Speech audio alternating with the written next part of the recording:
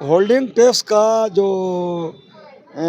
मनमानी है वो विक्रम नगर पंचायत में पिछले वर्ष 15 वर्षों से किया गया। शासनकाल में रहा 2.5 साल वाले के हाँ, 12.5 साल वाले के। हमको तो कुछ नहीं बुझाया, चोर चोर मौसेरा भाई। अच्छा। हाँ, हमको तो लगबे न किया कि कब सूरज उदय हुआ है, कब सूरज डूब अस्त हो गया। यहाँ किसी का बैठने का साधन है?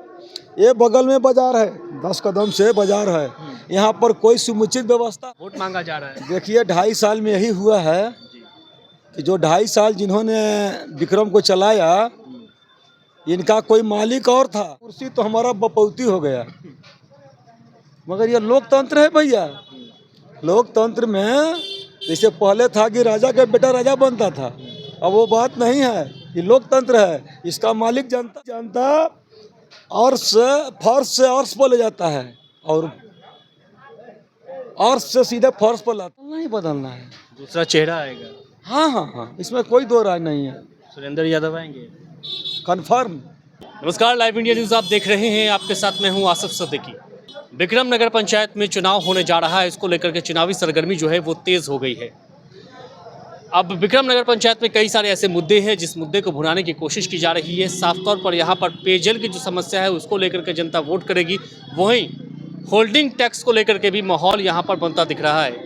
सुरेंद्र यादव है जिनकी पत्नी सुनीता जी चुनाव लड़ रही हैं चेयरमैन के लिए, और पिछली बार विधानसभा का चुनाव भी लड़ चुके हैं। बड़ा नाम है विक्रम के लिए। विक्रम नगर पंचायत क्षेत्र में इस बार खुद चुनावी मैदान में उतरे हैं और चुनाव प्रचार कर रहे हैं। सुरेंद्र जी से जानते हैं कि आखिरकार किन मुद्दों को लेकर के चुनावी मैदान में उतरे हैं। सुरेंद्र जी, आपका लाइव मीडिया में स्वागत है। नमस्कार। कौन से मुद्दे होंगे? चैनल को हमारे तरफ से हार्दिक बधाई। कौन से मुद्दे हैं इस बार चेयरमैन के लिए? देखिए, विक्रम नगर पंचायत में मुद्दा ही मुद्दा है। सबसे बड़ा मुद्दा विक्रम नगर पंचायत में अभी जो है वो है होल्डिंग टैक्स। होल्डिंग टैक्स जो जिस तरह से यहाँ पर बढ़ाया गया है, उसमें गरीब और अमीर का ख्याल नहीं किया गया है। सबसे बराबर बढ़ाया गया भैया, होल्डिंग टैक्स में तो एरिया के अनुसार ना उसका टैक्स निर्धारित किया जाता है। जैसे मान लिया कि कोई 10 धुर में वो 10 धुर में मकान बना है और वो मकान खपड़ैल है, और कुछ जैसे है मकान जो कि करकट से बना हुआ है, कुछ मकान जो है बिल्डिंग बना हुआ है, 1 तल्ला 2 तल्ला 3 तल्ला 4 तल्ला। तो होल्डिंग टैक्स का जो नियम है कि पहले उसका जो जमीन भूमि है उसको नाप कर उसके अनुसार ही होल्डिंग टैक्स दिया जाता है। इसे खपड़ैल है तो उसका सालाना 300-250 रुपया पहले कम रहेगा। जी जी। उसके बाद फिर करकट है तो मिडिल क्लास में आ जाता है। और जो बिल्डिंग है तो बिल्डिंग में तो उसमें तो आपका एरिया के अनुसार होल्डिंग टैक्स लगना चाहिए। इसमें नहीं कह रहा हूँ कि होल्डिंग टैक्स नहीं लगना चाहिए। होल्डिंग टैक्स अगर आप नगर पंचायत, नगर निगम और नगर परिषद के अंतर्गत आप आते हैं तो होल्डिंग टैक्स तो लगना ही लगना है। मगर जहाँ तक होल्डिंग टैक्स का जो मनमानी है वो विक्रम नगर पंचायत में पिछले वर्ष 15 वर्षों से किया गया है।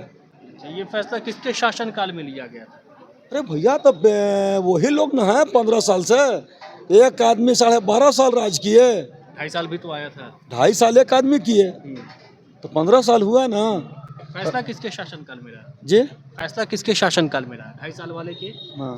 12.5 साल वाले के। हमको तो कुछ नहीं बुझाया, चोर चोर मौसेरा भाई। अच्छा। हाँ, हमको तो लगबे न किया कि कब सूरज उदय हुआ है, कब सूरज डूब अस्त हो गया। होल्डिंग टैक्स लिया जाता है, ये तो है आपका मुद्दा, ज़्यादा लिया जा रहा है, लेकिन विक्रम के विकास के लिए टैक्स लिया गया। क्या विक्रम का विकास वैसा हो पाया? देखिए, विक्रम का विकास तो ऐसा हुआ है ना कि चारों तरफ आपको विकास ही विकास नजर आएगा। बड़ी बड़ी टीवियाँ लगी है। अरे भैया, तो उसी में ना पैसा कोई लोगों ने खपाया है और उसका बोलता है मंगलवार किया है। अरे वो हिस्से बंदर में बंदर बांट किया गया। देखिए ये टेम्पू स्टैंड है, ये नगर पंचायत के तहत इसका चुंगी वसूला जाता है। यहाँ किसी का बैठने का साधन है? ये बगल में बाजार है, 10 कदम से बाजार है। यहाँ पर कोई समुचित व्यवस्था है? यहाँ पर कुछ लोग प्राइवेट जमीन में किए हुए हैं बाजार और उसमें मनमाना पैसा लेते हैं। अगर आज बाजार बंद है और कल बाजार खुलता है तो बंद का भी पैसा लिया जाता है। सबसे बड़ी मुद्दा यहाँ पर है कि जिस तरह से प्राइवेट स्कूल लोग हैं उन लोग का तो और मनमानी वसूली है। ये लोग मनमानी ढंग से पैसा वसूल कर रहे हैं और नगर पंचायत जो है, नगर पंचायत पर आज तक जो उस गद्दी पर बैठा है वो तो उनके रीजन से ही ना पता चल जाएगा कि आपने कितना विकास किया, कितना आपने जनता के लिए हक में जनता का आपने हिस्सेदारी दी।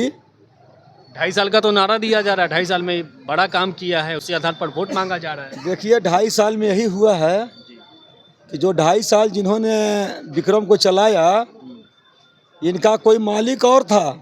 अच्छा, समझ गए? अच्छा। और उन्हीं के दिशा निर्देश के अनुसार जहाँ तहाँ डस्टबिन लगा है उसमें, और जो डस्टबिन का कीमत 500 है उसका करीबन 2500 रुपया बिल बना है। यहाँ भी लूट खसोट, भाउचर उसका है ना, ये लोग भाउचर दिए ना। हाँ, मगर जिस दिन यह सिंहासन बदलेगा, देखिए सबसे बड़ी चीज है कि यहाँ पर लोग जब एक गद्दी पर बैठते हैं तो अपना बपौती समझ लेते हैं कि कुर्सी तो हमारा बपौती हो गया। मगर ये लोकतंत्र है भैया। लोकतंत्र में जैसे पहले था कि राजा का बेटा राजा बनता था, अब वो बात नहीं है। ये लोकतंत्र है, इसका मालिक जनता है। यही जनता फर्श से अर्श पर ले जाता है और अर्श से सीधे फर्श पर लाता है। सिंहासन बदल रहा है, ये तो आप नहीं पता है क्या आपको? आप बोल रहे हैं सिंहासन बदल रहा है। सिंहासन तो बदलना ही बदलना है, दूसरा चेहरा आएगा। हाँ हाँ हाँ, इसमें कोई दो राय नहीं है। सुरेंद्र यादव आएंगे कन्फर्म। अगर आएंगे तो पहला बार भ्रष्टाचार पर। सबसे पहले 30 तारीख को 28 को चुनाव होगा, 30 तारीख को काउंटिंग होगा, 6 तारीख को शपथ ग्रहण समारोह है। जिस दिन हम उस दिन आ गए, उसके बाद शपथ ग्रहण के बाद सबसे पहले होल्डिंग टैक्स पर हमारा मार होगा। कहाँ कहाँ इन लोगों ने अनियमितता किया है, कहाँ कहाँ इन लोगों ने बंदर बांट किया है, उसका तो हम सबसे पहले सर्वे करावेंगे ना। माननीय सुनीता देवी जी, सुनीता यादव जी जब वहाँ जाएंगी तो गरीबों के पास जाएंगे और जाकर सर्वे का जो प्रक्रिया फिर दोबारा होगा, खुद जांच होगा कि कहाँ कैसा है। अगर बाई चांस वो नहीं जा पाती हैं तो उनका मैं माननीय सुनीता यादव जी का प्रतिनिधित्व बन के मैं चाहे और जो जनता लोग है कोई जाएगा और जाकर वहाँ का सिचुएशन को पता करेगा कि यहाँ का वस्तु स्थिति क्या है। उसके बाद कार्रवाई होगा। कार्रवाई तो होना है। हमारा का नाम है कि जो जिसका देखिए होल्डिंग टैक्स तो किसी को देना है, उसमें तो किसी में प्रकार का कोई रियायत ही नहीं है, छूट ही नहीं है। मगर ये उसमें है सबसे बड़ी चीज कि इसमें होल्डिंग टैक्स में भी गरीबी और अमीरी का ख्याल रखना चाहिए। जैसे मान लिया कि हमारा घर पक्का का बना हुआ है, तो हमारा होल्डिंग टैक्स जो है वो जायज होना चाहिए, वो आना चाहिए, हमको देना चाहिए। जो गरीब तबका के लोग हैं जिनका खपड़ैल और करकट का फूस का मकान है, तो उसको भी यहीं से बैठे बैठे आप उसको ना एक सामान एक तराजू पर तोल सकते हैं, नहीं तोल सकते हैं आप। इसमें कहाँ है? अच्छा, पानी के लिए भी आप बहुत काम किए हैं। देखिए सबसे पहले जो था, पिछला साल भी पानी का ताकड़ हुआ था, पानी की किल्लत हुई थी। इस बार भी हुआ। जब हम लोग तो विधानसभा भ्रमण करते हैं ना, तब पानी का जब हम लोग हमारे यहाँ सभी जनता लोग गरीब गुरबा पहुँचे, कहीं कि इस बार चुनाव आपको लड़ना है, तो हमने कहा कि भैया हम कहाँ से चुनाव लड़ेंगे।